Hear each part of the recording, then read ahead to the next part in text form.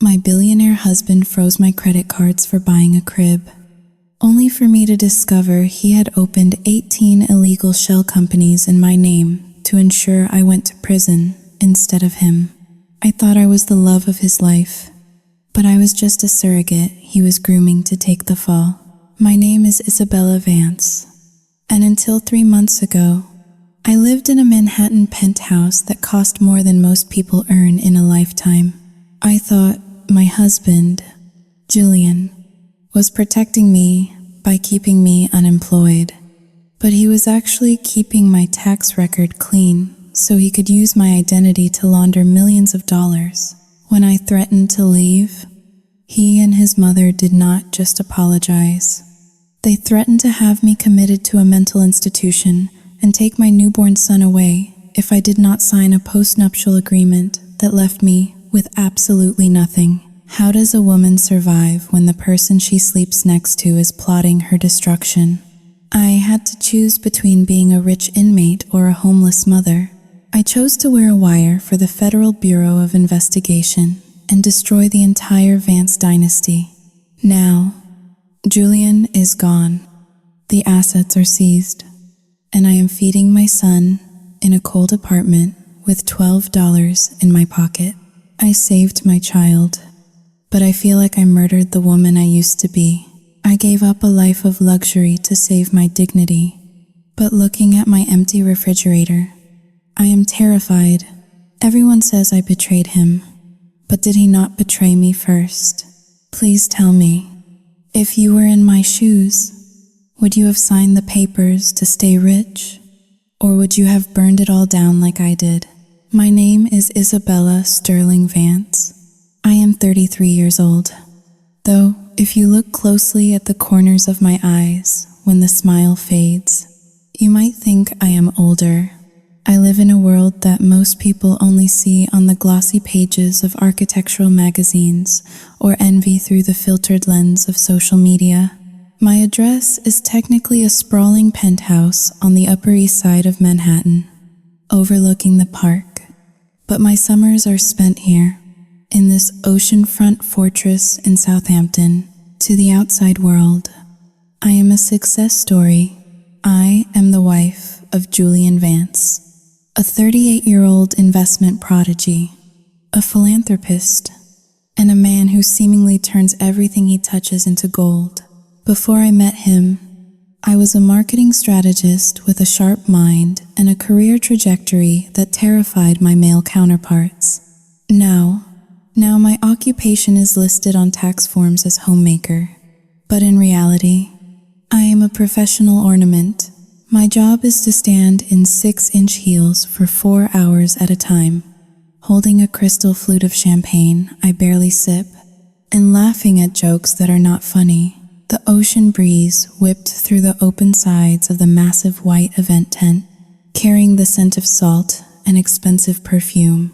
It was the annual summer solstice gala for the Children's Hospital Foundation. Julian loved these events. He loved the way people looked at him. He loved the way they looked at us. I stood by his side, my hand tucked into the crook of his elbow. To anyone watching, we were the picture of marital bliss. Julian, with his tailored navy suit that cost more than my father's car, and me, in a silk gown that shimmered like liquid silver. Smile, Isabella. Chin up, you look breathtaking. Darling, Julian whispered, leaning in close to my ear. His breath smelled of scotch and peppermint. Thank you, I replied, keeping my gaze fixed on the crowd.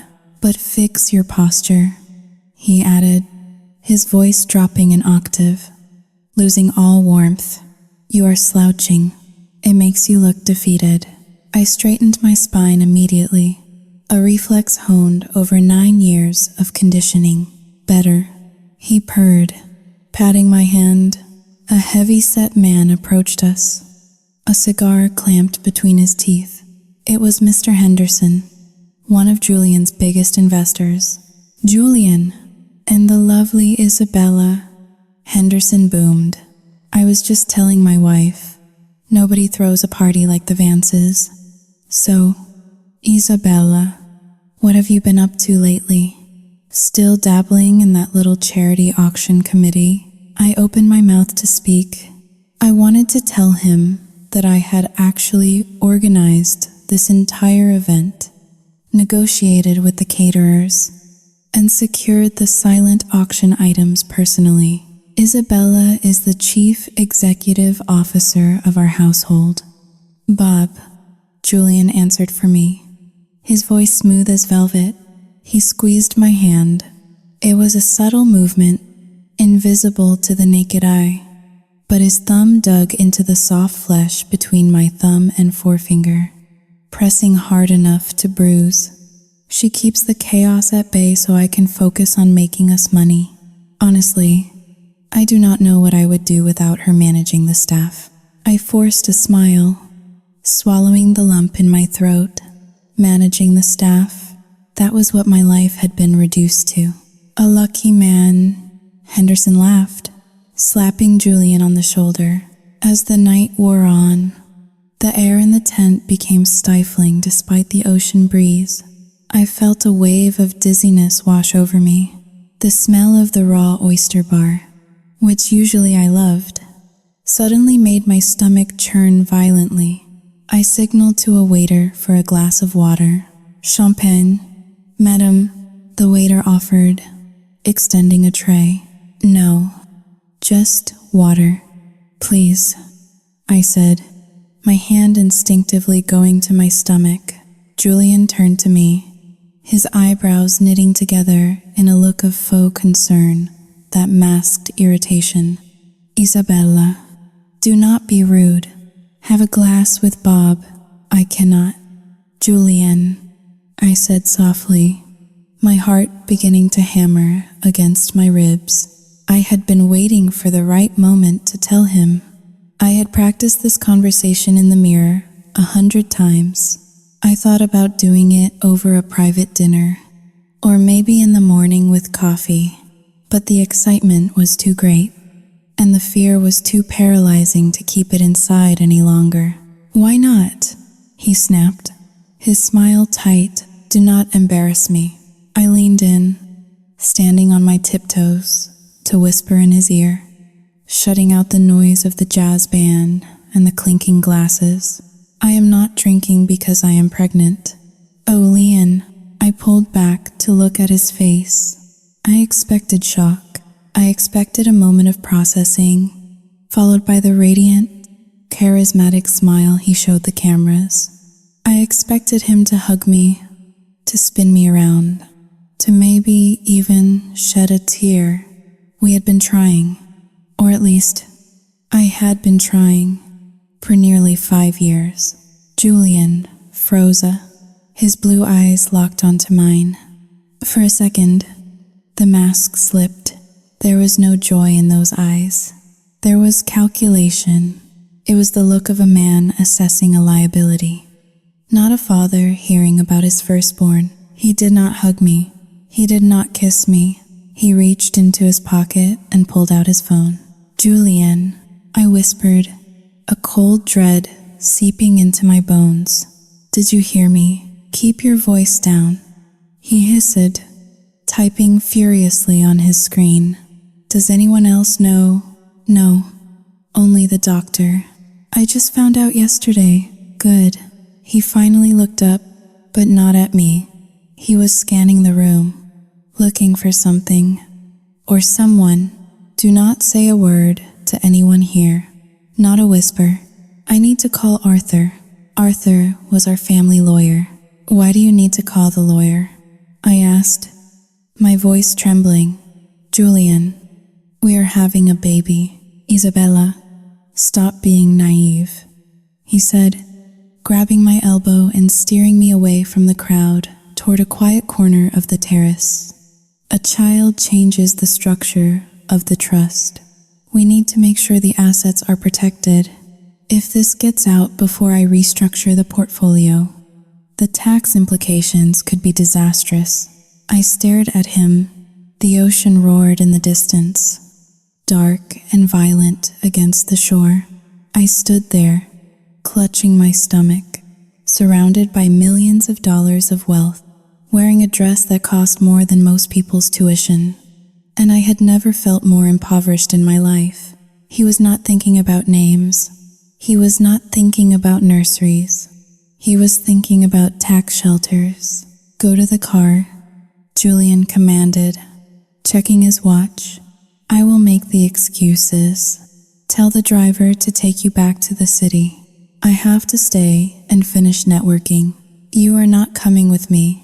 I asked, feeling the tears prick my eyes. "Do not be dramatic. You are just pregnant. You are not dying. I have business to finish. Go." He turned his back on me and walked back into the light, instantly transforming into the charming host, laughing as he accepted a glass of scotch from a waiter. I walked alone across the manicured lawn toward the driveway. The gravel crunched beneath my heels. I placed a hand over my abdomen. I told myself it was just his way of handling stress. I told myself he was just being practical. I told myself that once the baby was here, he would change. But deep down, in the quiet, dark corners of my mind, where I did not allow the gaslighting to reach, a small voice whispered the truth. This was not a new beginning. This was the beginning of the end. And the golden cage I had spent 9 years polishing had just clicked its lock. The morning sun filtered through the floor-to-ceiling windows of our Manhattan penthouse, casting long golden shadows across the hardwood floors. It was 3 days after the gala. I sat at the marble kitchen island, tracing the rim of my herbal teacup. My stomach still fluttered with a mix of morning sickness and an anxiety I could not quite name. Julian walked into the kitchen, smelling of expensive cologne and freshly pressed cotton. He placed a thick, cream-colored envelope on the counter in front of me. His smile was dazzling, the kind of smile that had charmed boardrooms and won over skeptics for a decade. "Open it," he said, leaning against the counter, crossing his arms over his chest. My hands trembled slightly as I slid my finger under the flap. Inside was a stack of legal documents, printed on heavy bond paper. At the very top was a deed of purchase for a $20 million estate in Greenwich, Connecticut. The photographs attached showed a sprawling Tudor-style mansion surrounded by 10 acres of private woodland, complete with a greenhouse and a nursery wing. My heart swelled. I looked up at him, tears welling in my eyes. "Julian, it is beautiful. A real home for our baby. Only the best for my family," he said smoothly. "No more penthouse living. A child needs grass to run on, fresh air, security." I closed the deal this morning. I looked back down at the papers, my eyes scanning the dense legal jargon. And then I stopped, the lines blurred, then sharpened, under the section titled Purchaser and Title Holder. My name was nowhere to be found. Instead, the property was listed under the Vance Family Trust, with Julian and his mother, Eleanor Vance, listed as the primary trustees and beneficiaries. A cold sensation washed over me, starting from the back of my neck and spreading down my spine. "Julian," I said, my voice barely above a whisper, "my name is not on the deed." The warmth vanished from his eyes, replaced by a chilling flatness. He uncrossed his arms and sighed, a heavy, performative sigh that was designed to make me feel small. "Isabella, please do not start with the dramatics this early in the morning. It is an estate planning technicality. My mother controls the main branch of the trust, and for tax purposes, the property needs to sit there. But it is our home," I protested, my voice gaining a desperate edge. "I am your wife. I am carrying your child. Why is your mother's name on our house instead of mine? He stepped closer, placing his large hands on my shoulders, his grip just a fraction too tight. Listen to yourself. You are sounding greedy. I buy us a $20 million estate, and your first thought is ownership. Do you not trust me to take care of you? After 9 years, is that what you think of me? The guilt hit me instantly, exactly as he intended. I am being ungrateful. I thought, he works 18 hours a day. He provides this incredible life. Who cares whose name is on a piece of paper? It is just business. That is how the ultra-wealthy do things. I need to be a supportive wife. I am sorry, I whispered, looking down at my lap. I am just tired. My hormones are all over the place. That is my good girl, he said, kissing the top of my head before walking away to take a call. But the knot in my stomach did not untie. 2 weeks later, the reality of my gilded cage became undeniable. I had an appointment at my private doctor on Park Avenue for my first ultrasound. Hearing that rapid, tiny heartbeat for the first time was a moment of pure, transcendent joy. I left the office floating on air, consumed by the need to nurture and prepare. I walked down Madison Avenue and entered an exclusive baby boutique. The store smelled of lavender and cashmere. I picked out a handcrafted Italian crib, a set of organic silk receiving blankets, and a vintage rocking horse. The total came to just over $12,000, a drop in the bucket for Julian Vance. I handed the sales associate my black credit card. I did not even look at the total. I was smiling, imagining the nursery. The machine beeped. The sales associate swiped it again. Another beep. A red light flashed. She looked up at me, her professional smile straining. I am so sorry, Mrs. Vance, but your card has been declined. Declined? That is impossible, I said, my face burning. Please try it again. It is a limitless card. I have tried it 3 times. Ma'am, the issuer has placed a hold on the account. The silence in the store was deafening. The other wealthy mothers browsing the aisles pretended not to hear, but their eyes were fixed on me. Humiliation clawed at my throat. I mumbled an apology, grabbed my purse, and practically ran out onto the crowded sidewalk. My hands shook as I dialed Julian's private number. He answered on the 4th ring. I am in a meeting. Isabella, what is it? My card was declined at a baby store, I said, fighting back tears. It must be a mistake. Call the bank. It is not a mistake, he said calmly, the sound of keyboard clicking in the background. I froze your discretionary accounts. What? Why? Because we are having a child. Isabella, I need to liquidate some assets for the new house renovations and set up the baby's college fund. We cannot just throw money away on useless trinkets. You need to learn fiscal responsibility. Fiscal responsibility. Julian, I am trying to buy a crib for our baby. I have no money. You do not let me work. How am I supposed to buy groceries? How am I supposed to buy prenatal vitamins? Do not be hysterical. Just use the house account for groceries, and my assistant will order whatever basic medical supplies you need. You do not need to be shopping on Madison Avenue. Before I could say another word, the line went dead. I stood frozen on the corner of Madison Avenue and 60th Street. People rushed past me in expensive coats, chatting on phones, living their lives for 9 years. I thought I was a partner in this marriage. I thought the lack of a bank account in my name was just convenience. But as I stood there, pregnant and penniless, begging my husband for the right to buy clothes for my unborn child, the illusion shattered. I was not a wife.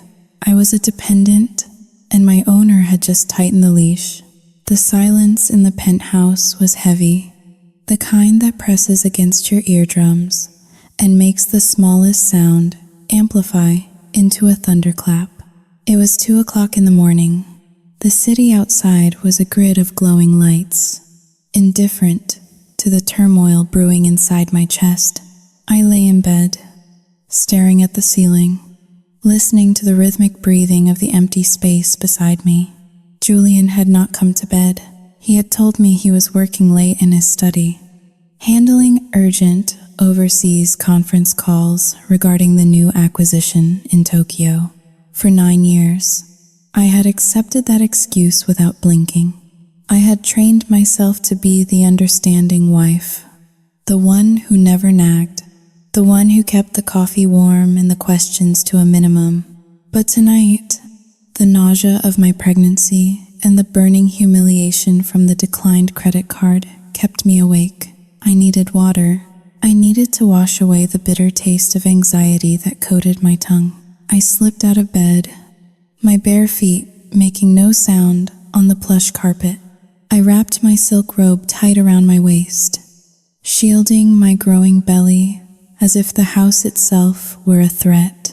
As I descended the spiraling staircase toward the kitchen, I saw a sliver of light spilling from beneath the mahogany doors of Julian's home office. Voices drifted out, not the monotone drone of a business call, but the hushed, urgent tones of an intimate conversation. I froze on the bottom step. My heart began to hammer against my ribs. I knew that voice. It was not a client in Tokyo. It was a woman. I crept closer, pressing my back against the cold marble wall adjacent to the door. "You are pushing her too hard, Julian," the female voice said. It was smooth, confident, and irritatingly familiar. Chloe was the chief accountant for Vance Enterprises. She was a plain woman, efficient, always dressed in drab gray suits, with glasses that slid down her nose. I had never considered her a threat. I had even pitied her for how hard she worked. "I am doing what is necessary," Julian's voice replied, sounding impatient. "The audit is coming up in 3 months. If the Internal Revenue Service starts digging into the offshore accounts now, we are finished. I need to move the assets from the Cayman shell companies before the fiscal year ends. I know the risks." Chloe snapped back, "But cutting off her credit cards, that draws attention. Unhappy wives talk, Julian. And if she starts asking questions about where the money is actually going, or why her signature is on the devastating losses of the Nevada holdings, we have a problem." I stopped breathing. My hand flew to my mouth to stifle a gasp. Her signature. My signature. Isabella does not have the brain for forensic accounting. Julian scoffed, the sound of ice clinking against glass echoing through the door. "She is concerned with nurseries and charity galas. She barely reads the contracts I put in front of her. She trusts me. She thinks I am her savior. Besides, that is the beauty of it. Chloe, her record is spotless. She has no income, no employment history for a decade. She is the perfect clean slate. And if the feds come," Chloe asked, her voice dropping to a whisper that chilled my blood, "who takes the fall?" There was a pause, a long, agonizing silence. "The person whose name is on the incorporation papers," Julian said coldly. "The person who is listed as the sole proprietor of the shell companies. The law is clear. Ignorance is not a defense. If things go south, Isabella goes down. You and I are just employees and advisors. We are ghosts." The world tilted on its axis. I felt the floor sway beneath me. I was not just a trophy wife. I was not just a partner. I was a human shield. "You are a monster," Chloe laughed, but there was no judgment in it, only admiration. Come here. The sounds that followed, the rustle of clothing, the soft moans. I made my stomach turn violently. I wanted to vomit. I wanted to burst into the room and scream. But a primal instinct, something sharp and cold, took over. If I confronted them now, I would lose everything. He would gaslight me. He would claim I misunderstood. He would destroy the evidence. I needed proof. I heard footsteps approaching the door. I scrambled back into the shadows of the hallway, hiding behind a large marble statue of a Greek god. The office door opened. Julian and Chloe walked out, his arm draped possessively around her waist. They headed toward the private elevator that led down to the garage. They were leaving. As soon as the elevator doors chimed and slid shut, I ran. I pushed open the heavy mahogany doors of his office. The room smelled of expensive leather, cigar smoke, and her perfume. It was a scent I had smelled on his shirts for months, but had forced myself to ignore. I went straight to his desk. It was locked. Of course it was locked. Julian was meticulous. I looked around frantically. Where would he keep the keys? He was arrogant. He believed I was stupid. He believed I would never dare to enter his sanctuary. I checked the top drawer of the antique liquor cabinet. Nothing. I checked under the bust of Caesar on the mantelpiece. Nothing. Then, my eyes landed on the bookshelf. There was a copy of The Prince by Machiavelli. It was a cliché, a joke he often made about business. I pulled the book down. Behind it sat a small, silver key. My hands shook so violently that it took me 3 tries to insert the key into the lock of the bottom file drawer. It clicked open. Inside, there were no messy piles of paper. There were perfectly organized, color-coded hanging folders. I flipped through them, my fingers flying. Vance Enterprise, Vance Family Trust, Property Deeds, and then I saw it, a red folder labeled ISV Holdings, Isabella Sterling Vance. I pulled it out and opened it on the desk. The light from the street lamp outside, casting long, eerie shadows across the documents. My breath hitched. There were dozens of companies. Sterling Consultancy, Vance Global Logistics, the Isabella Foundation. All of them were incorporated in Delaware or Nevada. All of them listed me, Isabella Sterling Vance, as the president, chief executive officer, and sole proprietor. I flipped to the financial statements. These companies were not making money. They were hemorrhaging it.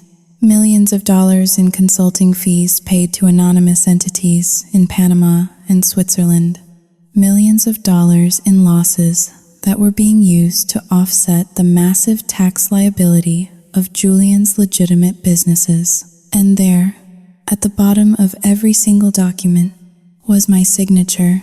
I traced the ink with a trembling finger. It looked exactly like my handwriting. I racked my brain, trying to remember when I had signed these. Had I? Then I remembered the housekeeping days. Once a month, Julian would bring home a stack of papers, insurance forms. He would say, updates to the medical policy, minor adjustments to the household staff contracts. He would stand over me, pointing to the line, sign here, darling, and here. Just a formality. I had signed my own death warrant. I pulled out another document. It was a tax return for the year 2023. It showed that my company, Sterling Consultancy, had received $4 million in revenue and had immediately transferred $3.9 million to a vendor called CM Solutions.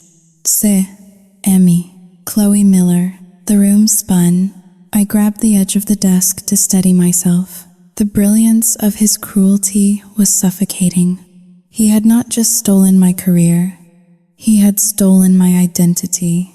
He had kept me unemployed not to control me, but to keep my tax profile clean so he could use it as a garbage disposal for his illegal activities. If the Internal Revenue Service investigated, they would see a woman who owned multiple shell companies used for money laundering.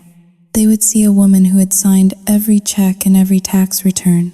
Julian's name was nowhere. He was legally invisible. I was the perfect scapegoat. And the baby, I looked down at the documents again. There was a memo dated 2 months ago. Subject: Asset protection in the event of an indictment against ISV Holdings. The assets of the primary trustee, Isabella Vance, will be seized. Recommendation: ensure all primary real estate and liquid cash are held in the family trust to avoid forfeiture. That was why the new house was in his mother's name.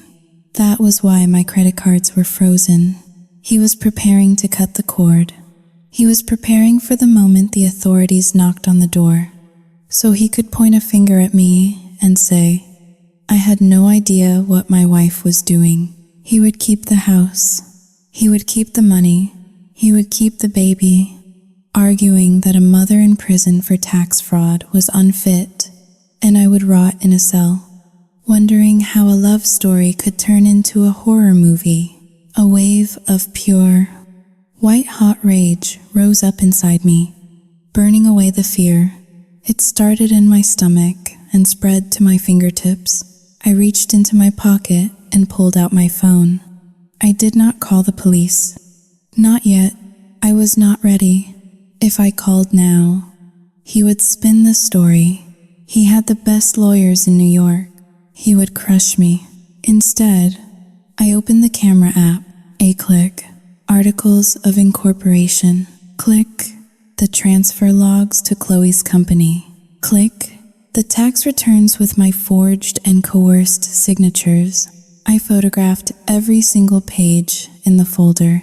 I worked with a terrifying efficiency. I was no longer the weeping woman who had begged for a crib. I was the marketing strategist who used to analyze data for a living. I was the woman who had managed his life for 9 years. I heard the garage door rumble beneath the floor. He was back. Panic flared. Sharp and sudden, I shoved the papers back into the red folder.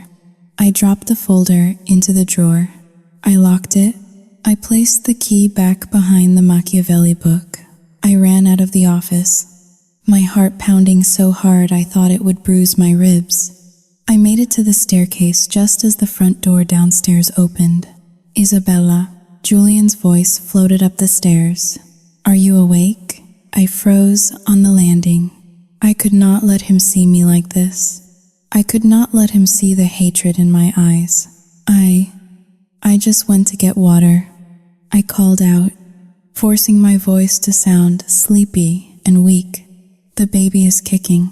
Go back to sleep, he said, his voice dismissing me as easily as one dismisses a servant. I have a few more emails to send. I climbed back into our bed. I pulled the duvet up to my chin. I lay there in the dark, my hand resting protectively over my womb. The man downstairs was not my husband. He was my executioner. Tears leaked from the corners of my eyes, soaking into the silk pillowcase. But I did not sob. I stared into the darkness, and for the first time in 9 years, my mind was crystal clear. He thought he had built a cage. He thought he had trapped a helpless bird. He was wrong. He had locked himself in with something much more dangerous. He had just created a mother who had nothing left to lose. The dining room of our Manhattan penthouse was designed to intimidate. The walls were lined with dark walnut paneling, and the long mahogany table was polished to such a high gloss that it reflected the crystal chandelier above like a frozen lake. We sat at one end, a small island of humanity in a sea of empty chairs. It was Friday night, the traditional time for family dinner, but this was not a meal. It was an ambush, Eleanor Vance, my mother-in-law, sat across from me. She was a woman carved from ice and old money. Her silver hair was pulled back into a severe chignon, and her fingers, adorned with diamonds the size of grapes, moved with surgical precision as she dissected the medium-rare steak on her porcelain plate. I pushed a single pea around my plate with a heavy silver fork. The nausea was constant now, a rolling wave of anxiety that sat in the pit of my stomach every time I looked at Julian, who sat at the head of the table sipping a vintage red wine. I saw the documents I had photographed in his office. I saw the lies. I saw the prison cell he was building for me. "Isabella, eat," Eleanor commanded, not looking up from her plate. "You are eating for two. Although judging by your complexion, you are barely managing for one. You look gaunt. It is unbecoming." "I am just tired, Eleanor," I replied, keeping my voice steady. "The pregnancy has been difficult," she hummed, a dismissive sound that vibrated in her throat. "Weakness runs in your side of the family. I suppose it is a good thing the child will carry the Vance blood. It will need resilience." Julian cleared his throat. The sound echoed in the cavernous room. He reached under the table and produced a thick blue folder. He slid it across the mahogany surface until it rested inches from my water glass. "Since we are all here," Julian said, his tone casual, as if he were discussing the weather. "Mother and I thought it would be prudent to settle some paperwork before the baby arrives." I stared at the folder. My heart began to thump, a frantic rhythm against my ribs. I knew better than to touch it. "What is this?" I asked. "Just some standard updates to our estate planning," Eleanor interceded, wiping the corner of her mouth with a linen napkin. "Given the new property acquisition and the complexity of the trust, we need to ensure the assets remain streamlined." I opened the folder. The header on the first page read, "Post-nuptial agreement amendment." I scanned the legal jargon. My eyes widened. This was not an update. This was an eviction notice disguised as a contract. Clause 4 stated that in the event of a dissolution of marriage, I waived all rights to any spousal support, alimony, or claim to marital assets acquired during the union. Clause 7 was even worse. It stipulated that if I could not provide proof of independent annual income exceeding $100,000, full legal and physical custody of any minor children would automatically default to the primary earner, to Julian. I looked up, my hands trembling. "You want me to sign away everything?" I asked, my voice rising. "You want me to agree that if we divorce, I get nothing, and you want to take the baby?" "Julian, I have not worked in 9 years because you asked me not to. How can I prove an income I do not have?" Julian Sihil, a sound of profound disappointment. He swirled his wine, watching the red liquid coat the glass. "Isabella, why do you always jump to the worst case scenario? This is for your protection. The business is entering a volatile phase. If creditors come after me, I need to make sure you and the baby are legally separated from my assets so they cannot touch you. This is standard procedure for people of our tax bracket." "Liar." My mind screamed the word. "Liar. You are doing this because you are about to frame me for tax fraud, and you want to make sure I cannot fight back with your money." "I will not sign this," I said, pushing the folder away. Eleanor dropped her fork. It clattered loudly against the china. "Do not be a fool, girl," she hissed. "We are offering to pay for the best obstetricians, the private delivery suite at Lenox Hill, the night nurses, everything. You have no insurance of your own, You have no money. Do you really want to be giving birth in a state hospital ward because of your stubborn pride? I looked from Eleanor to Julian. Their faces were identical masks of entitlement. They were squeezing me. They were cutting off my air supply. It is not about pride, I said, standing up. My legs felt weak. It is about fairness. We are married. We are partners. Julian stood up slowly. He walked around the table until he was looming over me. He placed his hands on my shoulders, his grip heavy and suffocating. Partners share a reality, Isabella, and lately, you have been living in a fantasy world. What are you talking about? I whispered. Julian looked at his mother, then back at me with pity in his eyes.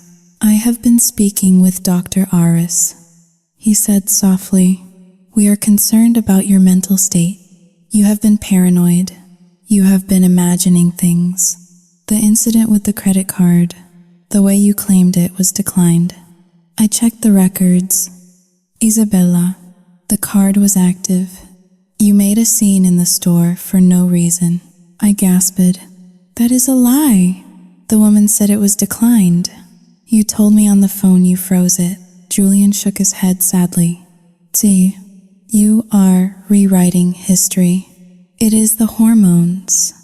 Prenatal depression can trigger psychosis.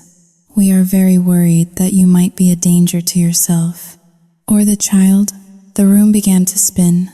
This was gaslighting in its purest, most lethal form. He was rewriting my reality in real time. If you do not sign the papers, Isabella, he continued, his voice dropping to a terrifying whisper, I might have no choice but to call Child Protective Services when the baby is born. I will have to show them the medical reports Dr. Aris is writing. Reports that say you are unstable. Reports that say you are delusional. They will take the baby into protective custody immediately. Is that what you want? I backed away from him, stumbling over the chair leg. You would not. I choked out. I would do anything to protect my child, Julian said, his face void of emotion, even from its own mother. I looked at Eleanor. She was sipping her wine, watching the scene with the detached interest of a spectator at a play. I was trapped. If I did not sign, they would declare me insane and take the baby. If I did sign, they would rob me blind and frame me for a felony. I realized then that the man I had loved for 9 years did not exist. I was living with a predator who had been playing with his food for a decade. I need time, I said, my voice barely audible. Please, just let me read it over. Take the weekend, Eleanor said, skewering a piece of meat, but have it signed by Monday morning. The notary is coming at 9 o'clock sharp. I grabbed the folder and fled the dining room. I ran up the stairs, my breath coming in ragged gasps.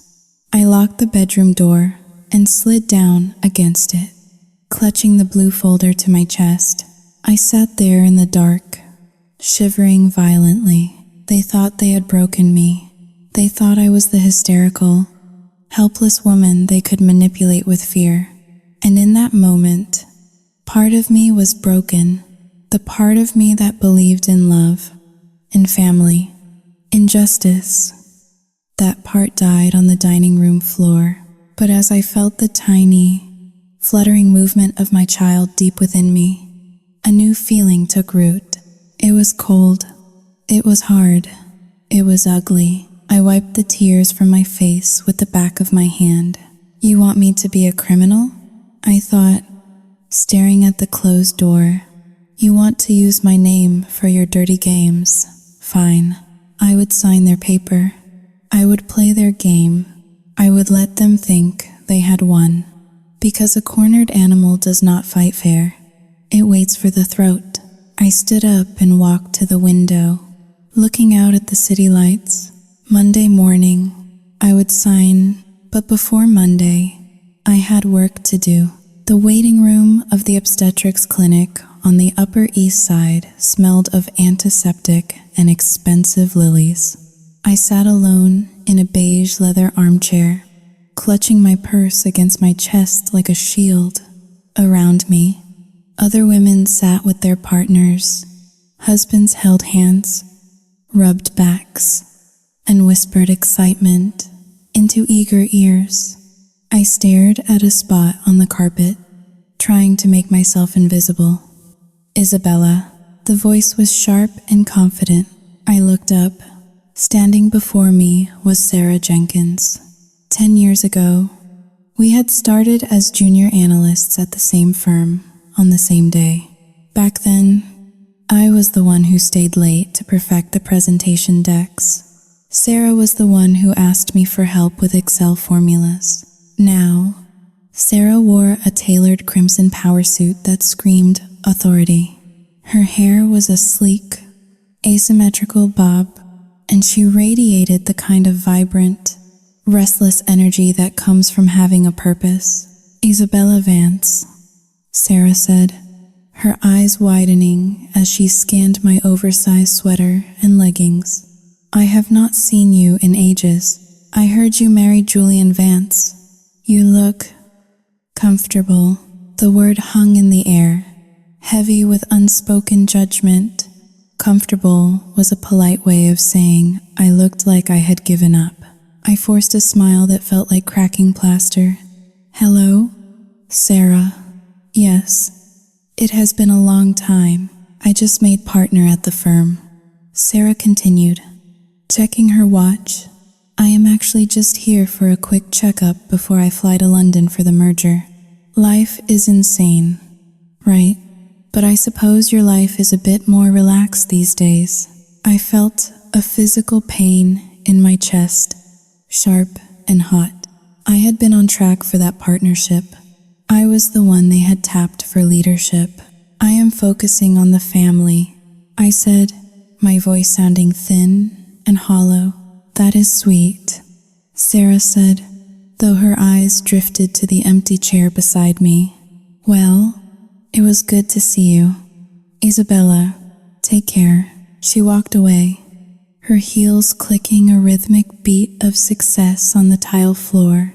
I watched her go, feeling a wave of nausea that had nothing to do with the baby. I had not just lost my career. I had lost myself. I was a ghost haunting a waiting room.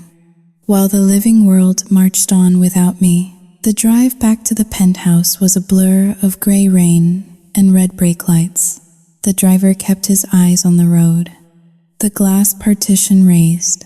I sat in the back, my hand resting on the postnuptial agreement that was still tucked inside my bag. The document felt heavy, like a lead weight dragging me down to the bottom of the ocean. When I entered the penthouse, the silence was different. It was not empty. It was charged. I walked down the hallway toward the master bedroom to lie down.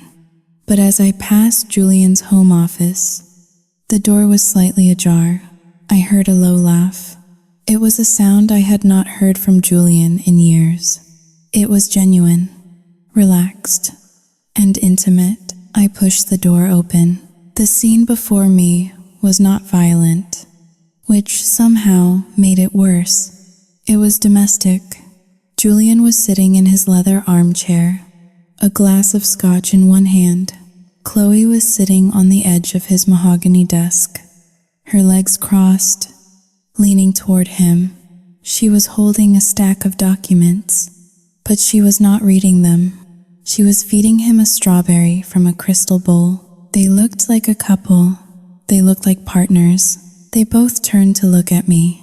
There was no scramble to cover up. Chloe did not jump off the desk. She simply lowered the strawberry and adjusted her glasses, looking at me with a mild annoyance, as if I were the maid interrupting a private meeting. Julian took a slow sip of his drink. His eyes were cold. "You are home early," he said flatly. I stood in the doorway, my hands shaking at my sides. The humiliation was so absolute that it burned away the ability to speak. "I I looked from the woman who was helping him steal my future to the man who had promised to protect me. "Is this what you meant by working late?" I whispered. Julian set his glass down on the coaster. He did not stand up. "Do not start, Isabella. Chloe and I are discussing the liquidity strategy for the third quarter. We are working. She is feeding you fruit." "Julian," I said, my voice trembling with a mixture of rage and grief. "You cut off my credit cards. You threatened to take my baby. You forced me to sign a post-nuptial agreement. And you sit here with her, laughing." Chloe smirked. It was a tiny, cruel movement of her lips. Julian stood up then. He walked over to me, stopping just inches from my face. He smelled of her perfume and his arrogance. "Chloe is useful, Isabella," he said, his voice low and menacing. "Chloe knows how to protect this family's wealth. She knows how to navigate the tax codes. She brings value to this house." He leaned closer, his breath hot on my cheek. "And what do? You spend, you complain, you consume. You are a liability. Isabella, you are a dependent. So if I find comfort in the company of someone who actually understands the burden of my life, you will turn a blind eye. You will go to your room. You will rest. And you will be grateful that you still have a roof over your head." He turned his back on me and walked back to his desk. "Close the door on your way out," he said. I stood there for 3 seconds. 3 seconds that lasted an eternity. In the first second, I wanted to scream. I wanted to tear the room apart. In the second second, I wanted to die. I felt the crushing weight of my own stupidity for believing in him for 9 years. But in the third second, something snapped. It was the sound of the old Isabella dying, the naive girl who believed in love, the woman who thought if she was just submissive enough, he would love her back. She took her last breath. I looked down at my stomach. If I left now, I would be the hysterical ex-wife. I would be the woman with no money, no home, and a history of mental instability manufactured by his doctors. He would crush me in court. He would take my child. Chloe would raise my baby. No, a cold, steely calm washed over me. It was a sensation I had never felt before. It was the absence of fear. I looked at Julian's back. I looked at Chloe's smug face. I did not slam the door. I did not scream. "I am sorry, Julianne," I said softly. "You are right. I am hormonal and tired. I will go lie down." Julian did not even turn around. He waved his hand dismissively. I stepped back into the hallway and pulled the door shut with a gentle click. I walked to the guest bedroom, the one I had started converting into a nursery. I sat in the rocking chair, the one I had bought with cash I had pawned my grandmother's necklace for. I was not going to divorce him. Not yet. Divorce was a civil matter. It was messy. It was negotiable. Prison was not negotiable. He wanted a wife who was a dependent. Fine. I would be the most docile, submissive wife he had ever seen. I would sign his post-nuptial agreement on Monday. I would smile at his mother. I would let him think he had won completely. I would lull him into a sleep so deep he would never see the knife coming. I placed my hand on my belly.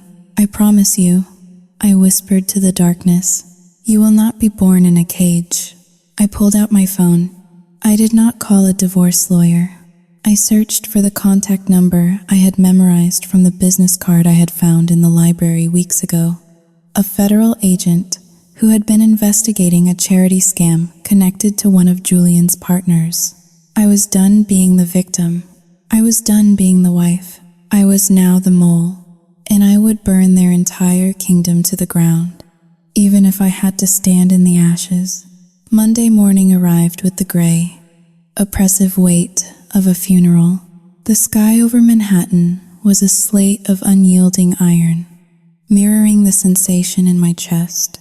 I sat at the dining table, the wood cold against my forearms. Across from me sat a notary public, a small man with nervous eyes who smelled of stale coffee. Beside him stood Julian and Eleanor, looming like vultures waiting for a carcass to stop twitching. The amended post-nuptial agreement lay open before me. It was no longer just a document. It was a symbol of my complete subjugation. "Sign here." "Isabella," Julian said, tapping the page with a manicured finger. "And here, an initial the bottom of every page." His voice was devoid of warmth. It was the voice one uses to instruct a disobedient child. I picked up the heavy fountain pen. My hand did not tremble.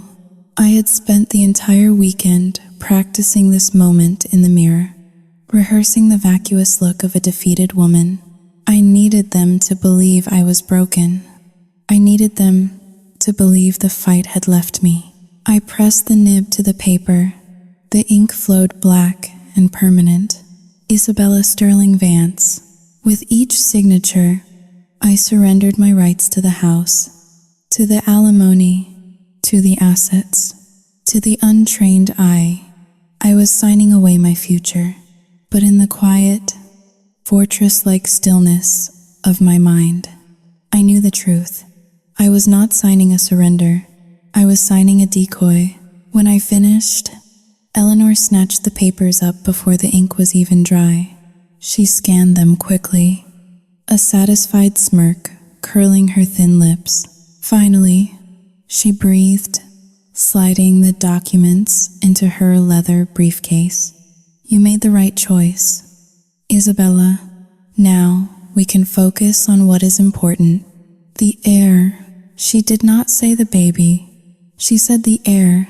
To her, the life growing inside me was not a child to be loved. It was a biological asset to be managed, a continuation of the Vance legacy that I was merely transporting. "Go rest now," Julian said, checking his watch. "I have a meeting with Chloe. We are restructuring the offshore holdings today." He did not kiss me goodbye. He did not even look at me. I was furniture again, safe, silent, and owned, but invisibility was a gift. For the next 3 weeks, I became the perfect, docile wife. I stopped asking questions about money. I stopped asking why Chloe was at the house every evening. I spent my days in the nursery, folding tiny clothes and staring out the window, playing the part of the depressed, hormonal pregnant woman to perfection. And it worked. Julian's arrogance was his blind spot, because he believed I was too stupid to understand his business and too frightened to fight back. He became careless. He left his phone unlocked on the kitchen counter while he showered. He left files on the dining table. He spoke openly with Chloe in the living room, assuming that even if I heard them, I would not comprehend the jargon. He was wrong. I had been a marketing strategist. I knew how to analyze data. I knew how to find patterns. And most importantly, I knew how to be patient. My transformation from wife to spy was slow and agonizing. Every time I smiled at him, a piece of my soul rotted away. Every time I brought tea to him and Chloe while they huddled over spreadsheets of illicit transactions, I had to bite the inside of my cheek until it bled to keep from screaming. One rainy Tuesday, I made my move. I told Julian I had a prenatal yoga class. It was the 1 hour a week he allowed the driver to take me out without supervision. Provided I went straight to the studio and back. I walked into the yoga studio, signed in at the front desk, and then slipped out the back exit into the alleyway. I pulled a hooded raincoat over my head and walked 3 blocks to a grimy internet cafe that smelled of old cigarettes and desperation. I had found the name of a special agent on a forum for whistleblowers using the library computer weeks ago. Agent Miller. He specialized in white-collar crime and complex tax evasion. My hands shook as I dialed the number on the disposable burner phone I had bought with cash. I had slowly siphoned from the grocery budget over 2 months. Federal Bureau of Investigation. New York Field Office. A voice answered, "I need to speak to Agent Miller." I whispered, huddled in the corner of the cafe, watching the street through the rain-streaked window. "I have information about the Vance Family Trust. I have information about the shell companies." There was a pause, then a click, then a deep, tired voice. "This is Miller. Who is this?" "I cannot tell you my name yet," I said, "but I can tell you that Julian Vance is laundering money through a company called Sterling Consultancy, and I can tell you that he is using his wife's identity to do it." The line went silent for a long 5 seconds. "That is a serious accusation," Miller said, his tone shifting from bored to alert. "Do you have proof?" "I have photos," I said, "but I can get more. I can get the ledger. I can get the source code for the transfers." "Listen to me carefully," Miller said. "Photos are good, but they are circumstantial. If you want immunity, if you want to walk away from this clean, I need the hard drive. I need the digital footprint that links him directly to the accounts. Can you get that?" I think so," I stammered. "Do not think so." He snapped, "No, so. If he catches you, there is nothing I can do to help you. We cannot extract you until we have the evidence in hand. Do you understand?" "I understand," I whispered. "One more thing," Miller added, his voice softer now. "Be careful. Men like Vance do not go down quietly. If he suspects you, get out immediately." I hung up the phone and destroyed the subscriber identity module card, flushing it down the toilet in the cafe bathroom. I walked back to the yoga studio, my heart pounding a frantic rhythm against my ribs. I had just crossed the Rubicon. There was no going back to the cage now. The opportunity came 3 nights later. It was the night of the quarter-end celebration. Julian had invited his inner circle to the penthouse for drinks. The air was thick with the smell of cigars and expensive cognac. Chloe was there, wearing a dress that was far too short, laughing too loudly at Julian's jokes. I played the hostess.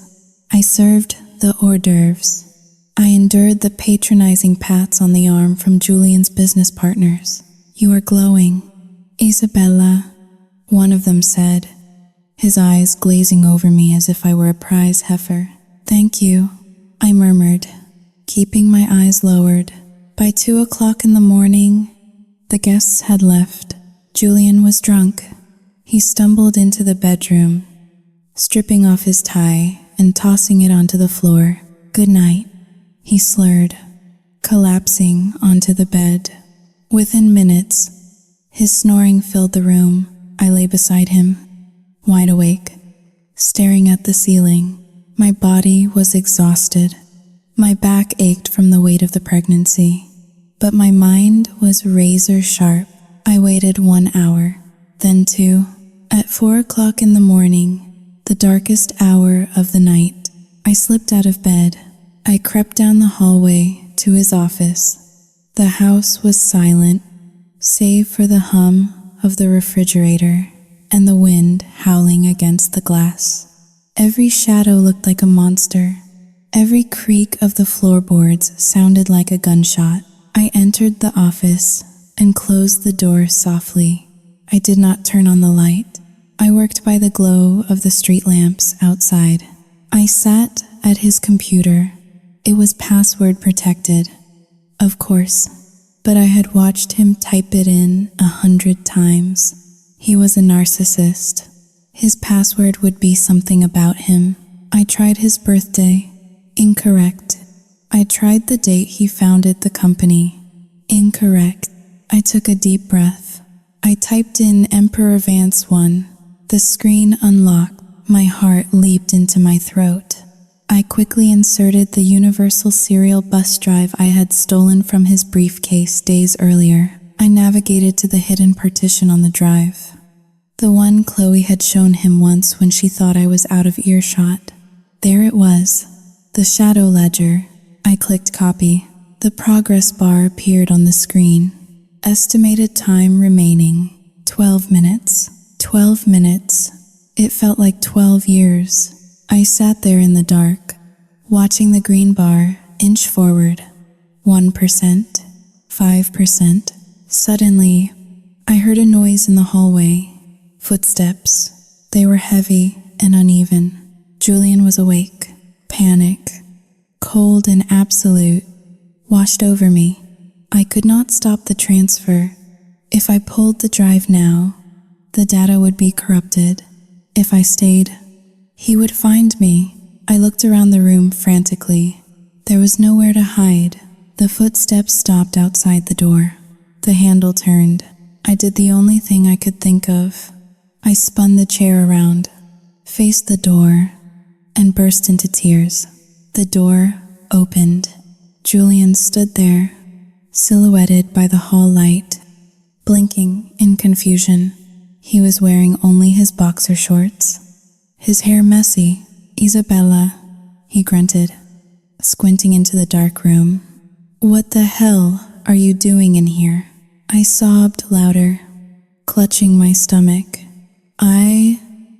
I could not sleep. Julian, the baby. I had a nightmare. He stepped into the room, his hand reaching for the light switch. No, I cried out, covering my eyes. Do not turn on the light. My head hurts. He stopped, his hand hovering over the switch. He looked at me, then at the computer screen behind me. The screensaver had activated just seconds before he walked in. The progress bar was hidden behind a floating geometric shape. You are in my office, he said, his voice suspicious. Why are you in my office? I was looking for the photo album. I lead, my voice shaking with a mixture of terror and fake grief. The one from our honeymoon. I just wanted to remember when we were happy, before everything got so complicated. It was a risky gamble. I was appealing to his ego. I was reminding him that I was pathetic, that I was pining for his affection. Julian stared at me for a long, agonizing moment. Then, his shoulders slumped. He let out a sigh of annoyance. You are hysterical. Isabella, go back to bed. You are disturbing my rest. I cannot. I wept. I need water. Fine, he snapped. Go to the kitchen.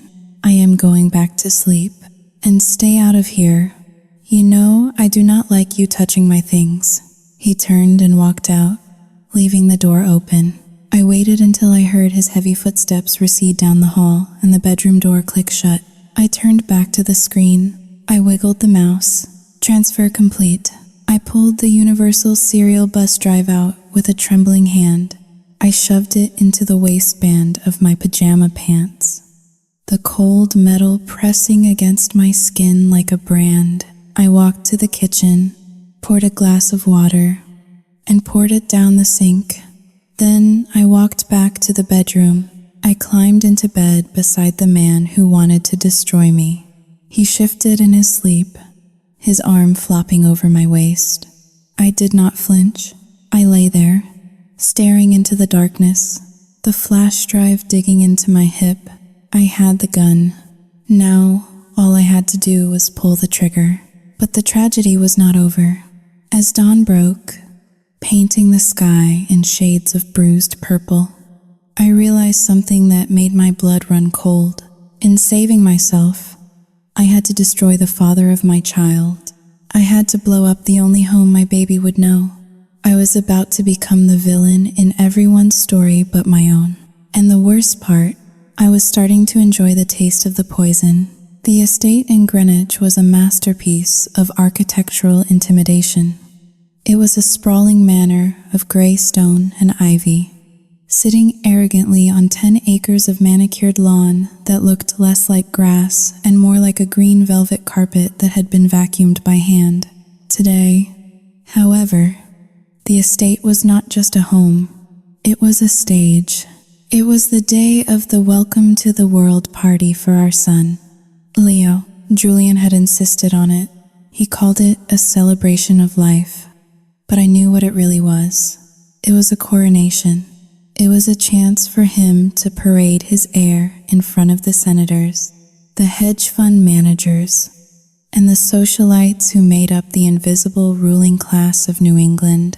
I stood at the top of the grand double staircase, looking down at the great hall. The space was filled with 200 guests. The air smelled of expensive peonies, thousands of them, imported from Holland and arranged in towering crystal vases that caught the light of the massive chandelier. A string quartet sat in the corner, playing a soft, innocuous rendition of Mozart that floated over the murmur of polite conversation. In my arms, Leo slept. He was 6 weeks old, a warm bundle wrapped in a christening gown of white lace that had belonged to Julian's great-grandfather. He was the only thing in this entire house that was real. Isabella, darling. The voice drifted up from the bottom of the stairs. It was Eleanor. She was wearing a suit of champagne-colored silk that cost more than the average American earned in a year. She gestured for me to come down, her face arranged in a mask of benevolent matriarchy. "Bring the boy down," she called out, her voice projecting effortlessly to the crowd. "Everyone is dying to see the third generation." I took a deep breath. The air in my lungs felt cold, sharp, and exhilarating. I adjusted the blanket around Leo's head. "Are you ready, my love?" I whispered to him, though he was fast asleep. "We are going to watch the circus burn down today." I began to descend the stairs. My legs moved with a mechanical grace. I was wearing a pale blue dress that Julian had chosen. He said it made me look maternal and submissive. He had no idea that beneath the silk, my heart was beating with the rhythm of a war drum. As I reached the bottom step, Julian materialized at my side. He looked devastatingly handsome in a charcoal suit, his hair swept back, his smile gleaming. He placed a hand on the small of my back. To the room, it was a gesture of affection. To me, it was a claim of ownership. "Smile," he hissed through his teeth, leaning in to kiss my cheek. "Senator Reynolds is looking at us. Do not look so stiff." I forced the corners of my mouth up. "I am just tired." Julian. Leo was up all night. "Well, wake up," he commanded softly. "This is the most important networking event of the quarter." He guided me toward the center of the room, where a microphone stand had been set up. The music faded. The conversation died down as the guests turned their attention to the golden couple. Julian stepped up to the microphone. He looked out at the sea of faces, men who controlled banks, women who controlled charities, and he basked in their adoration. "Thank you all for coming," Julian began, his voice rich and commanding. "They say that a man's legacy is built on the stones he lays." But looking at my wife, Isabella, and my son, Leo, I realized that legacy is flesh and blood. Today is not just about a baby. It is about the future of the Vance family, a future that is stronger, wealthier, and more secure than ever before. The crowd applauded politely. Chloe was standing near the bar, holding a flute of champagne. She caught Julian's eye and gave him a subtle, flirtatious wink. She looked smug. She thought she was the queen of the chessboard. We have big plans for this year, Julian continued, his ego expanding to fill the room. New acquisitions, new horizons, and with the support of the family trust, we are untouchable. The word hung in the air for exactly 1 second. Then, the heavy oak front doors of the manor burst open. It was not a subtle entrance. It was a breach. The sound of heavy boots on the marble floor echoed like gunshots. The guests gasped and parted like the Red Sea as 12 agents wearing navy blue windbreakers with yellow letters emblazoned on the back stormed into the Great Hall. FBI, Federal Bureau of Investigation, IRC, Internal Revenue Service, Criminal Investigation. The string quartet stopped playing abruptly, the cellist dropping his bow in shock.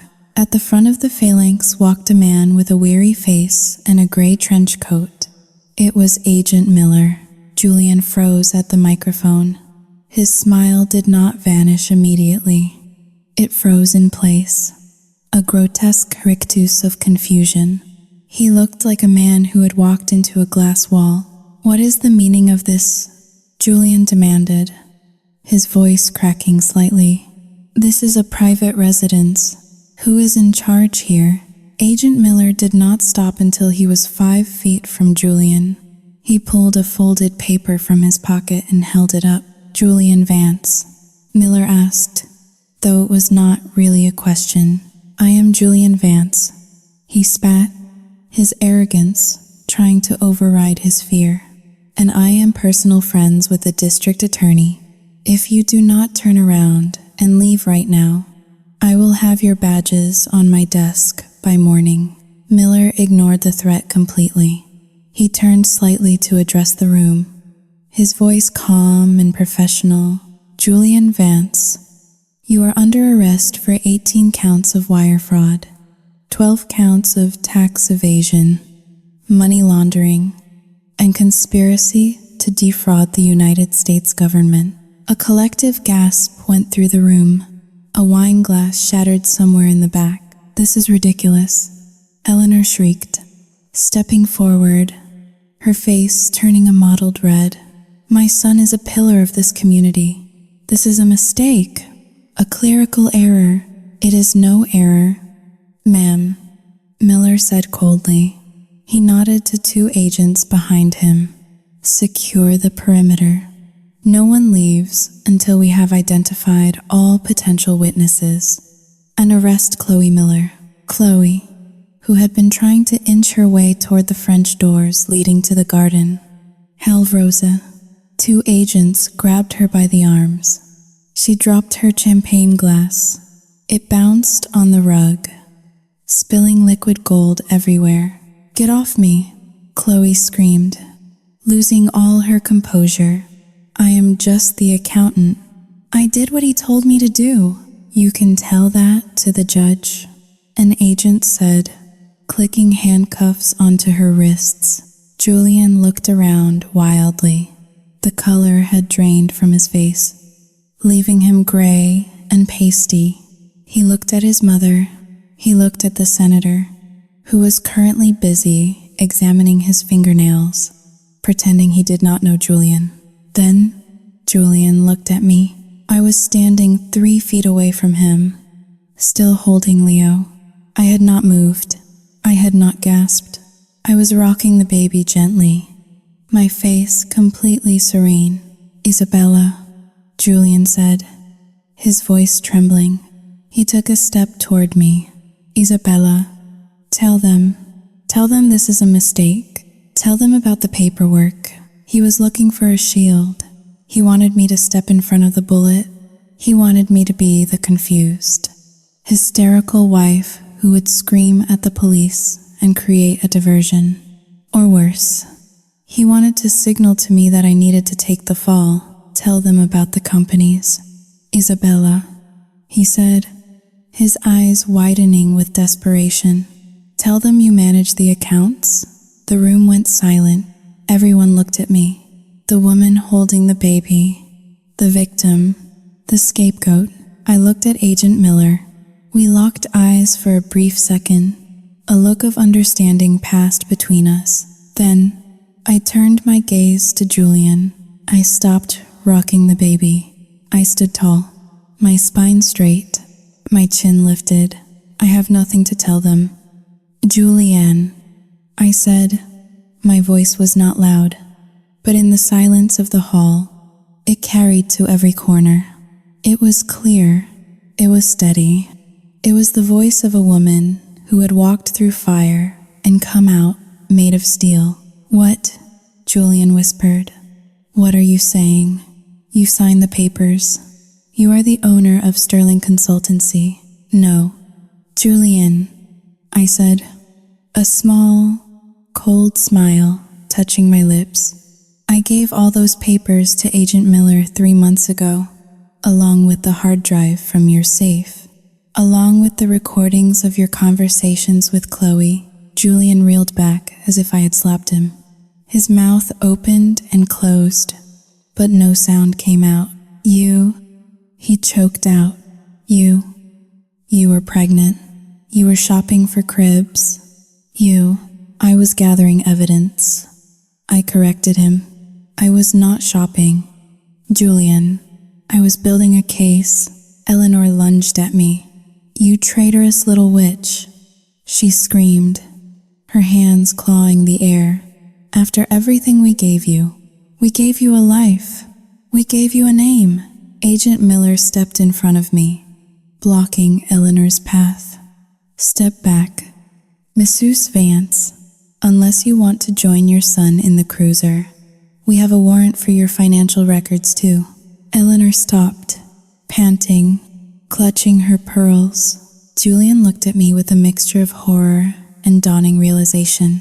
He looked at the baby in my arms, the son he had planned to use as a tax deduction, the son he had threatened to take away from me. Why, he whispered, I gave you everything. You gave me a cage, I said softly, and you forgot one thing. Julian, you can kick a dog, and it might cower. You can starve a servant, and they might beg, but you never, ever threaten a mother's child. I shifted Leo to my other hip. I reached into the pocket of my dress, the dress he had chosen for me, and pulled out a folded piece of paper. This is my immunity agreement, I said, holding it up for him to see, signed by the United States Attorney's Office. I have full immunity in exchange for my testimony against you. I am not your co-conspirator. Julianne, I am your executioner. The silence that followed was heavy enough to crush bones. Julian's knees buckled. He did not fall, but he sagged, the air rushing out of him, the great titan of industry, the man who believed he was a god, shrank down into a small, pathetic criminal. Cuff him, Miller ordered. 2 agents grabbed Julian's arms and pulled them behind his back.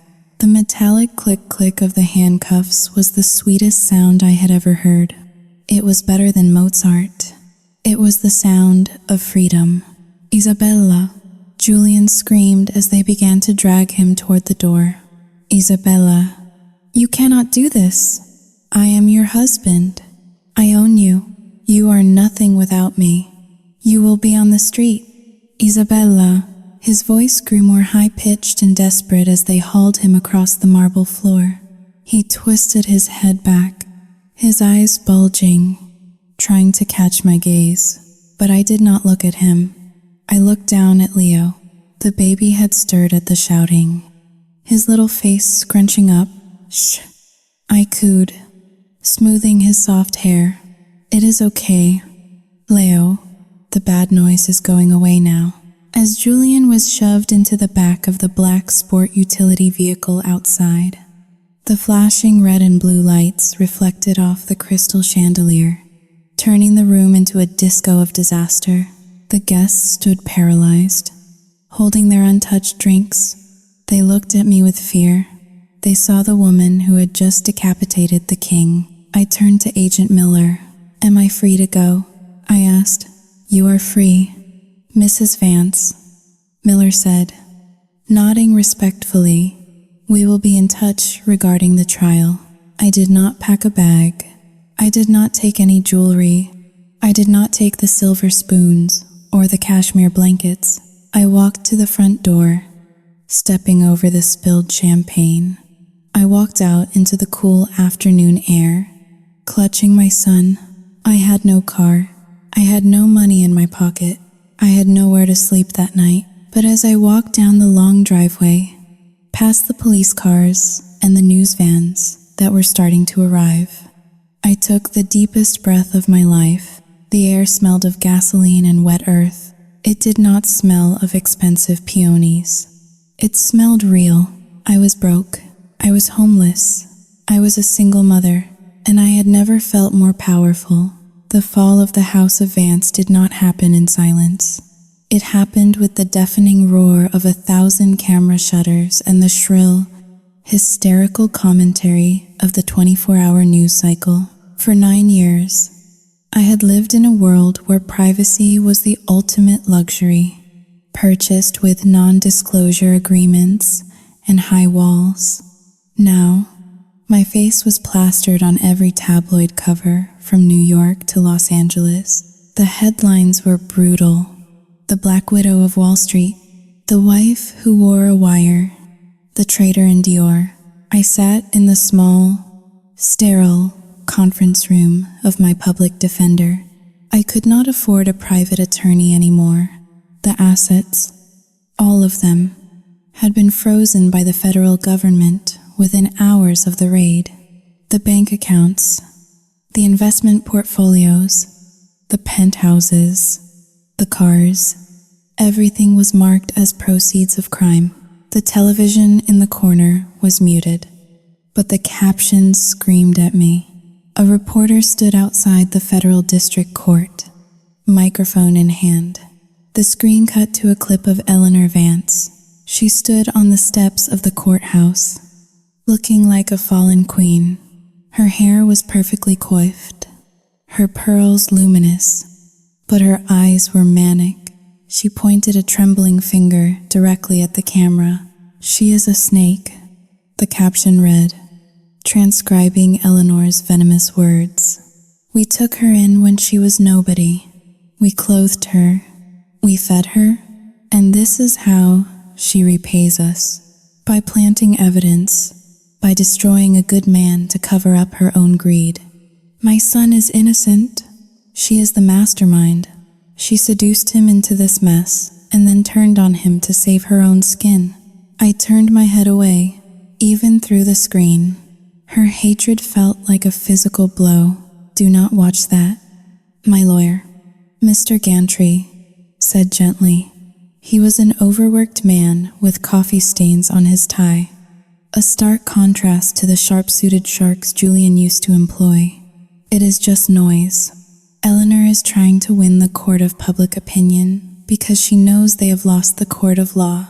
It is not just noise, I whispered. It is my life. Everyone believes her. It was true. The narrative was simple, and the public loved a simple villain. Julian was the handsome, successful businessman.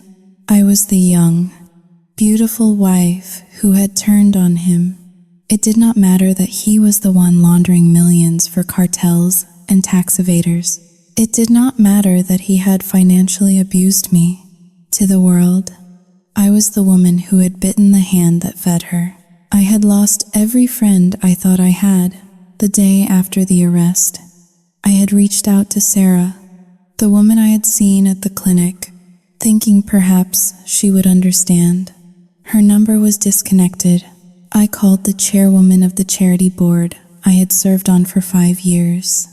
Her assistant answered and told me, in a voice dripping with ice, that my services were no longer required and that I was banned from the upcoming gala. I was radioactive.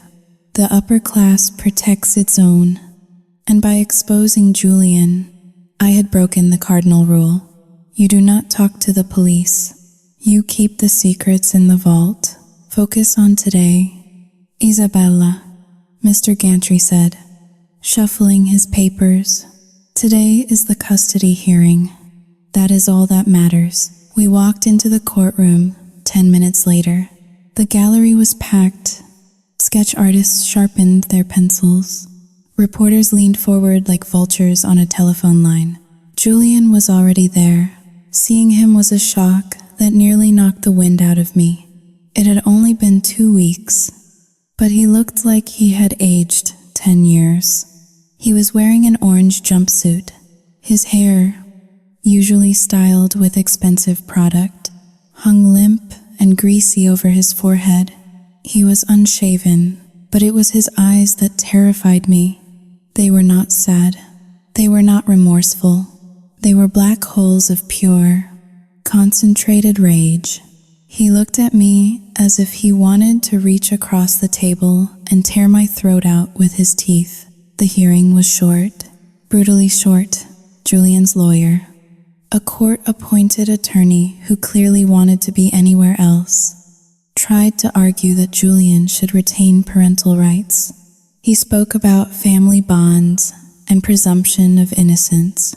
Then, the judge, a stern woman with glasses perched on the end of her nose, looked at the file Agent Miller had submitted.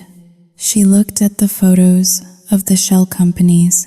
She looked at the transcript where Julian threatened to have me committed to a mental institution to steal the baby. She looked up at Julian. "Mr. Vance," the judge said, her voice cutting through the room.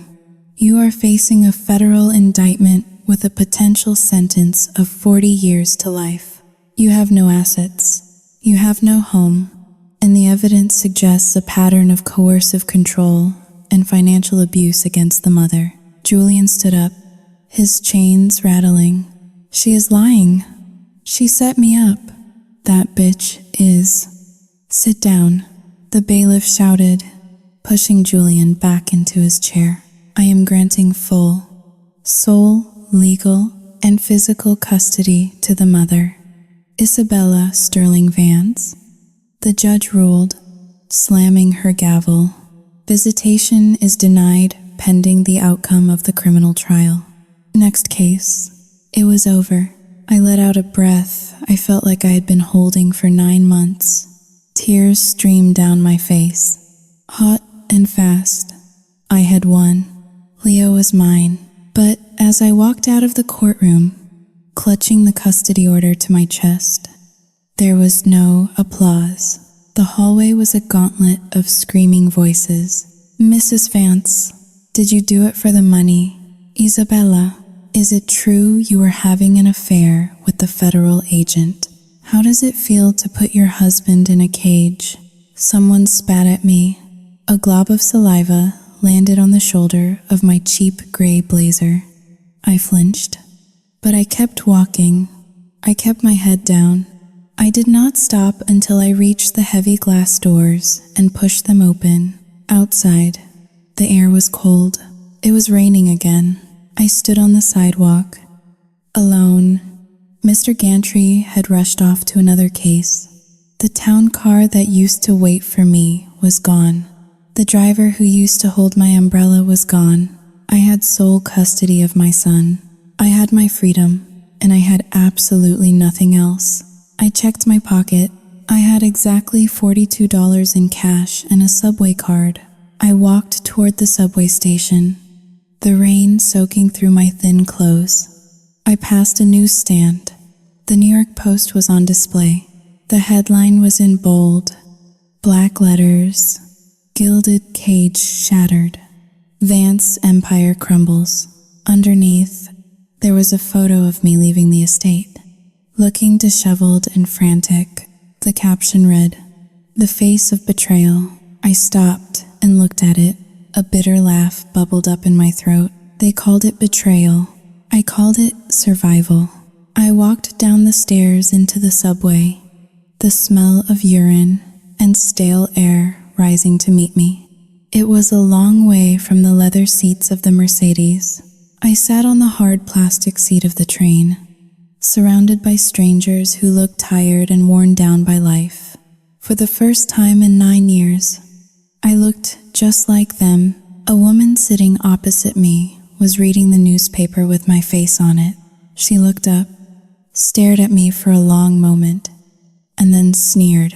She pulled her purse closer to her body, as if I were going to steal it. I closed my eyes and leaned my head back against the rattling window. Let them hate me. Let them call me names. Let Eleanor scream to the press until her voice gives out. They could take my reputation. They could take my friends. They could take the millions of dollars that were never really mine.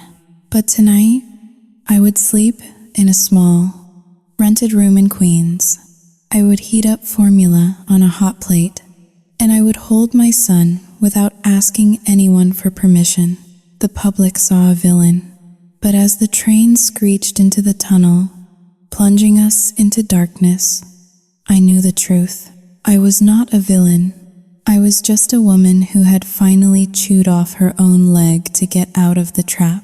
The radiator in the corner of the room hissed like a dying animal.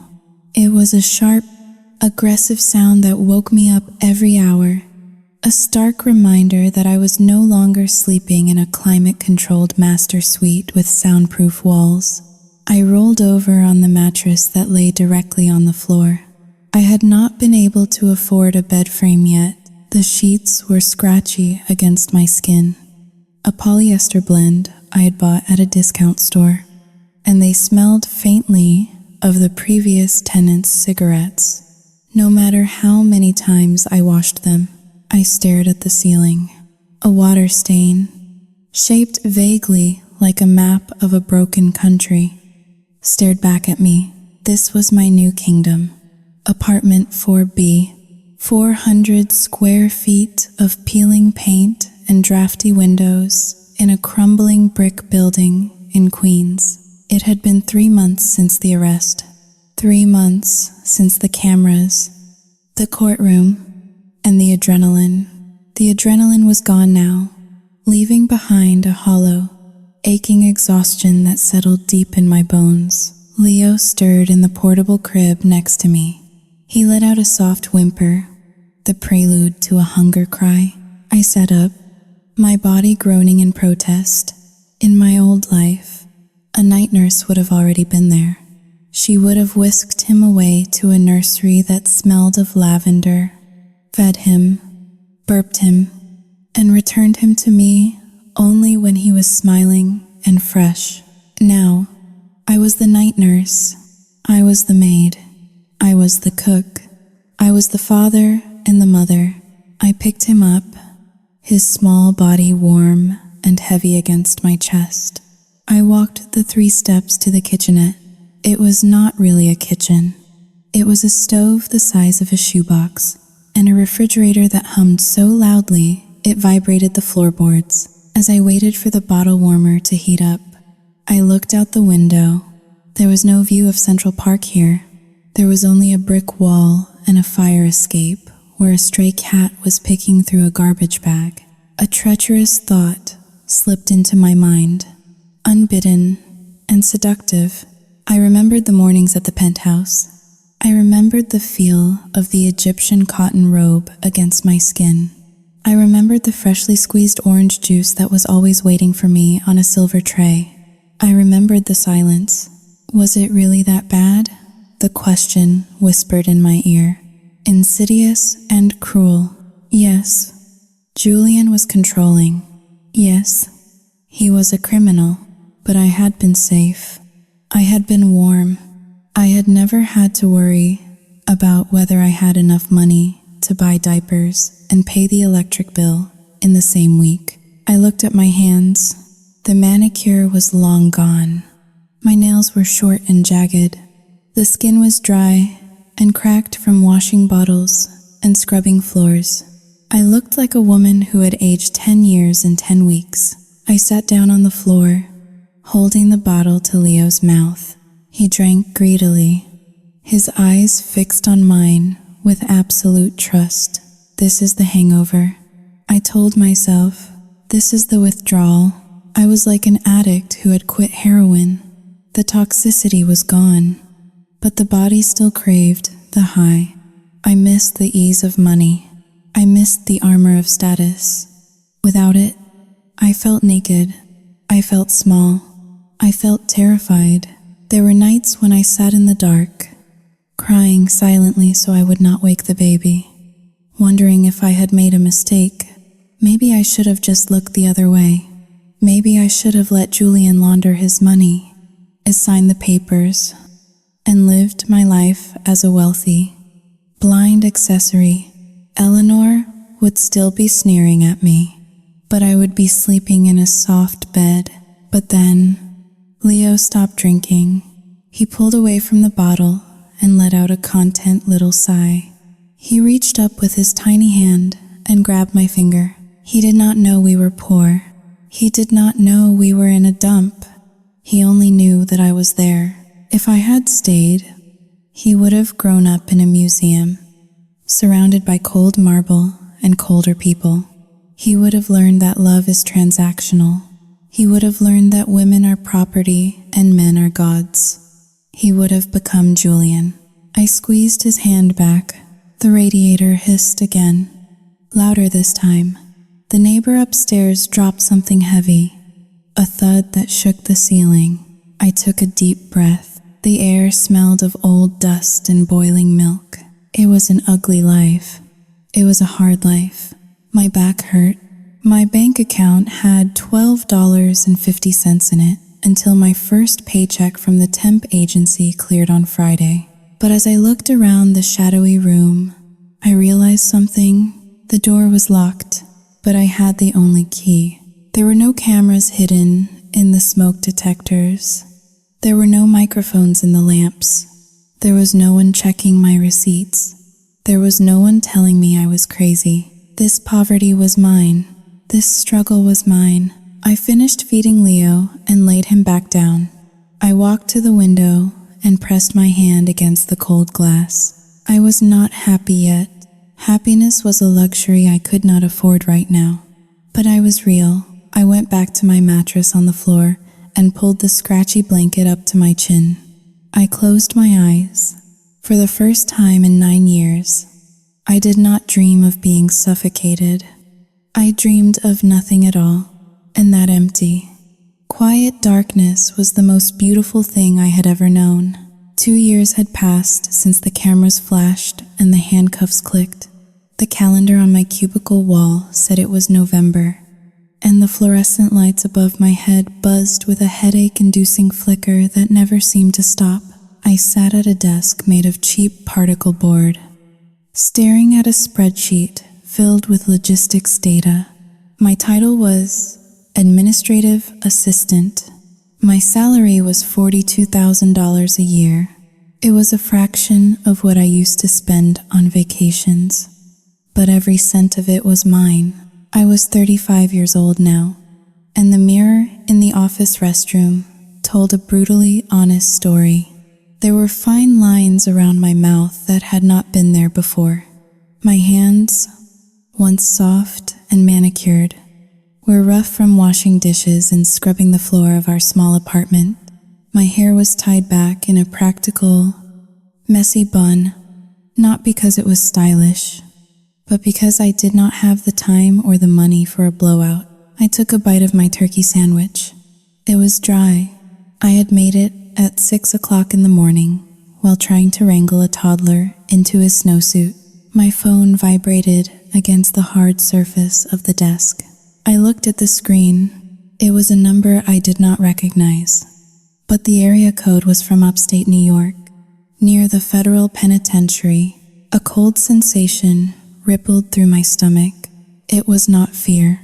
It was a phantom echo of the past, a muscle memory of anxiety.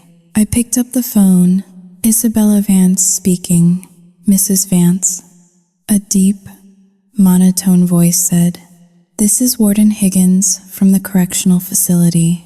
I am calling to inform you that inmate 74920, Julian Vance, was found unresponsive in his cell at 3 o'clock this morning." I stopped chewing. The office sounds, the clicking of keyboards, the low murmur of a sales call nearby, faded into a dull roar. Unresponsive, I asked, my voice steady, "He is deceased." "Ma'am, it appears he took his own life. He left a note, but it was mostly unintelligible. Something about not belonging in a cage with animals." I closed my eyes. I waited for the grief. I waited for the tears. I waited for some lingering affection for the man I had shared a bed with for nearly a decade to rise up and choke me. But there was nothing. There was only a long, slow exhale. Julian was a narcissist to the end. He did not die because he was sorry. He did not die because he missed his family. He died because he could not tolerate a world where he was not the most important person in the room. He died because the mirror had broken, and he could not stand looking at the ordinary, broken man that remained. "Thank you for telling me, Warden," I said. "Is there anyone you would like us to contact regarding the remains?" He asked. "Contact his mother," I said. "She can bury him. I have work to finish." I hung up the phone. I sat there for a moment, staring at the black screen. I took another bite of my sandwich. I swallowed. Then I turned back to my spreadsheet. I typed in the shipping codes for the next quarter. I did not leave work early. I did not go to a bar to drink. I finished my shift because I needed the overtime pay to buy Leo a new winter coat. At 5 o'clock in the evening, I clocked out. I took the subway to the daycare center. The air outside was crisp and smelled of exhaust and roasted nuts. When I walked into the playroom, Leo looked up. He was 2 years old now, a sturdy little boy with messy hair and eyes that were bright and kind. He did not look like Julian. He looked like himself. "Mama!" he shouted, dropping his toy truck and running toward me. I scooped him up, burying my face in his neck. He smelled of milk and finger paint. He was heavy, a solid weight that anchored me to the earth. We walked home to our apartment. It was a walk-up on the 4th floor, and the heater was still temperamental, but we had painted the walls a soft yellow. We had a rug that I had bought on sale. That night, after Leo fell asleep, I sat by the window with a cup of tea. I thought about Julian. I thought about the funeral that Eleanor would throw. A grand, weeping spectacle where she would paint herself as the victim and me as the villain. The tabloids would probably run a story or two. The tragic end of the fallen tycoon. Let them. I looked around my small, cluttered living room. There were toys scattered on the floor. There was a stack of unpaid bills on the counter that I would have to juggle next week. My back ached. I was tired. I was lonely sometimes. I was not a millionaire. I was not a hero. I was just a woman who worked 9 to 5, counted coupons at the grocery store, and worried about the future. But as I took a sip of my tea, I realized that for the first time in my life, the air in my lungs belonged to me. The silence in the room was not waiting for a command. It was just silence. I had walked through fire. I had been burned. I carried the scars on my heart and my credit score. But I was free. I used to be afraid of being poor. I used to be afraid of counting every dollar when I bought milk for my son. And now, I do exactly that. I check the price tags. I take the subway. I work until my eyes burn. But strangely enough, I have never slept better. The poverty is difficult, yes, but it is not as terrifying as being a puppet in someone else's play. I learned the hard way that a golden cage is still just a cage. The limit of a woman is not tested by how much she can endure in silence, but by the moment she decides to scream, even if it means burning down the house to find the door. We often crave stories where the victim becomes a billionaire, marries a better man, and lives in luxury. But that is a fantasy. The reality of escaping financial and psychological abuse is much grittier. Isabella did not win the lottery. She won her life back. The victory here is not in the bank account, but in the autonomy. She reclaimed her right to make her own mistakes, to earn her own money, and to raise her son without the poison of narcissism. This story is a reminder that freedom is expensive. It costs you your comfort, your status, and sometimes your reputation, but the receipt is the only thing you can truly call your own. I leave you with this question to carry into your own life. If the price of your security is your silence, is it really security, or is it just a very comfortable prison?